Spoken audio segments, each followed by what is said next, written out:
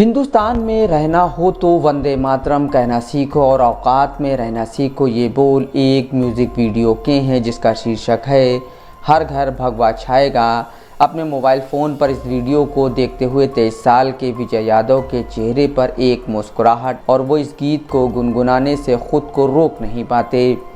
BBC के मुताबिक विजय एक स्केच आर्टिस्ट हैं और ललित कला अकादमी से पढ़ाई कर रहे हैं। इस गीत को सुनते हुए वे कहते हैं, बहुत ऊर्जा आ जाती है शरीर में, ऐसा प्रतीत होता है कि हमारे साथ एक समय पर क्या क्या हुआ।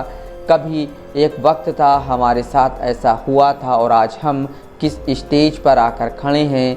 जिस ऊर्जा की बात विजय कर रहे हैं, शायद उसी का एक विकराल रूप इस साल अप्रैल के महीने में राजस्थान के करौली, मध्य प्रदेश के खरगोन, दिल्ली के जहांगीरपुरी और उत्तराखंड के रुड़की में देखने को मिला। ये वो जगह हैं जहां रामनवमी, हनुमान जयंती और हिंदू नववर्ष के अवसर पर हिंदू और मुसलमान समुदायों के बीच हिंसक झड़पें हुई थीं।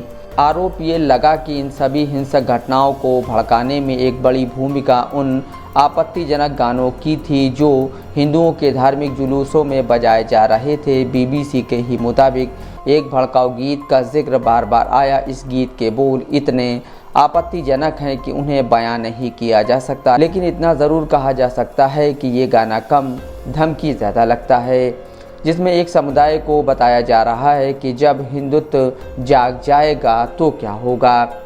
इस विवादास्पद गीत को अयोध्या में रहने वाले संदीप चतुर्वेदी ने साल 2016 में बनाया था। करीब एक दशक पहले संदीप ने शुरुआत भजन गाने से की, लेकिन कुछ साल पहले अपना रास्ता बदल लिया और ऐसे गाने बनाने शुरू किए जिनमें कथित राष्ट्रवाद और हिंदू धर्म के मिश्रण से मुसलमान समुदाय पर निशाना साधा गया। इन गीतों से उन्हें रातों रात प्रसिद्धि भी मिली। चतुर्वेदी बीबीसी से कहते हैं, हज़ारों शिकायतों के बाद उनके चैनल के सस्पेंड होने से पहले उनके इस गाने को यूट्यूब पर लाखों बार देखा जा चुका था। वे इस गीत को अनुपयुक्त सामग्री के रूप में रिपोर्ट करने के लिए मुसलमानों को दोषी ठहराते हैं। संदीप ये तो कहते हैं कि उन्होंने यूट्यूब पर लाखों सब्सक्राइबर्स को खो दिया है, लेकिन ये नहीं बताते कि वो यूट्यूब से कितना पैसा कमा रहे थे। उनका कहना है कि एक म्यूज़िक वीडियो बनाने में वे लगभग 20,000 रुपये खर्चते थे। वे कहते हैं, ये पैसे की बात नहीं है, मैं यूट्यूब से कुछ ख़ास नहीं कमा रहा था। एक राष्ट्रवादी क्रांतिकारी गायक के रूप में मुझे जो पहचान मिली वो अधिक महत्वपूर्ण है। संदीप अपना परिचय एक राष्ट्रवादी क्रांतिकारी गायक के रूप में ही देते हैं। वे बीबीसी से कहते हैं, चाहे राम मंदिर का मुद्दा हो या राष्ट्रवाद और हिंदुत्व का या धर्म और समाज की बात हो, मैं अपने गानों के ज़रिए से समाज में एक जनजागृति लाने का प्रयास करता रहता हूँ। राष्ट्रवाद और हिंदू धर्म की संदीप चतुर्वेदी की परिभाषा और इस घालमेल पर कई मतभेद और सवाल हैं।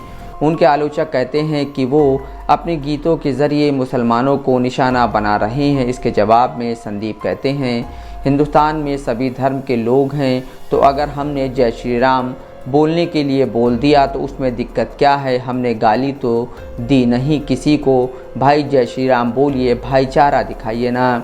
बीबीसी संवाददाता ने उनसे पूछा कि अगर कोई जय श्री राम नहीं भी बोल रहा है तो उसका ये मतलब तो नहीं निकाला जा सकता कि वो आपके धर्म के खिलाफ है। इसके जवाब में वो कहते हैं, हाँ, ज़बरदस्ती नहीं कर रहा हूँ कि ज़बरदस्ती वो बोले ही। तलवार की नोक पे मैं सीधा मैं ये कह रहा हूँ कि हिंदुत्व जाग चुका है। संदीप चतुर्वेदी तो सिर्फ एक उदाहरण है। यूट्यूब और अन्य सोशल मीडिया प्लेटफॉर्म्स पर एक सरसरी नज़र डालें तो दर्जनों ऐसे गाने मौजूद हैं जिनमें हिंदू दक्षिणपंथी विचारधारा के समर्थक मुसलमानों के खिलाफ नफरत भरी बातें करते दिखाई देते हैं। ऐसे गाने जिनकी भाषा अपमानजनक और धमकी भरी है, इनमें से कई गीतों को लाखों बार देखा जा चुका है। पिछले कुछ महीनों में दो समुदायों के बीच हुई हिंसक घटनाओं में बार बार इस तरह के गानों की भूमिका का जिक्र आया है।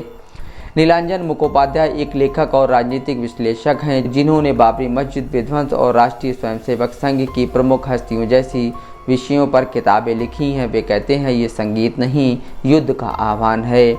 युद्ध जीतने के लिए संगीत का इस्तेमाल हो रहा है तो ये एक तरह से संगीत का दुरुपयोग है जो आज ही नहीं बहुत सालों से हो रहा है। इसका इस्तेमाल कभी कम होता है, कभी ज़्यादा बढ़ जाता है। आज के दौर में हमें ज़्यादा देखने को मिल रहा है। नीलांजन मुखोपाध्याय साल 1989 में अयोध्या में हुए उस शिलान्यास कार्यक्रम का जिक्र करते हैं जिसे विश्व हिंदू परिषद ने आयोजित किया था। ठीक उसके पहले हम लोगों ने देखा कि एक ऑडियो कैसेट्स की एक इंडस्ट्री सी बन गई थी। उस समय के जो अलग अलग भजन या तथाकथित भड़काऊ नारे थे, राम जन्मभूमि को लेकर जो नारेबाजी थी, जो गाने थे, उसके ऑडियो कैसेट्स बनाए गए थे जो जुलूसों में बजाए जाते थे। 3 दशक बाद ऐसे गीतों का स्वर और भी तीखा हो गया है। हिंदू को कमज़ोर न समझो, ये दुश्मन की भूल है कि घोषणा करने वाली रचनाएं यह छिपाने का कोई प्रयास नहीं करती कि वे किसे निशाना बना रही हैं। इस तरह के गीतों ने कई दक्षिणपंथी संगठनों को अपने कार्यकर्ताओं को लामबंद करने के लिए एक सामग्री सुनिश्चित कर दी है।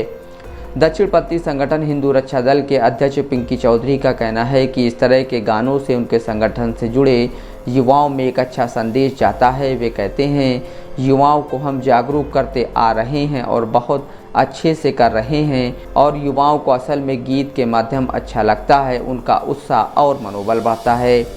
संदीप जैसे लोग तेज़ी से बढ़ते उस उद्योग का हिस्सा हैं जहां संगीत भारत में अल्पसंख्यक मुस्लिम समुदाय के खिलाफ पसंद का नवीनतम हथियार बन गया है। ये ऐसे गीत हैं जिनकी भाषा या तो पूरी तरह से अपमानजनक है या सीधे तौर पर धमकी देने वाली है। इन गीतों को बनाने के पीछे तर्क ये दिया जाता है कि सदियों से हिंदुओं ने मुसलमानों का दमन सहा है और अब हिसाब चुकाने का वक्त आ गया है।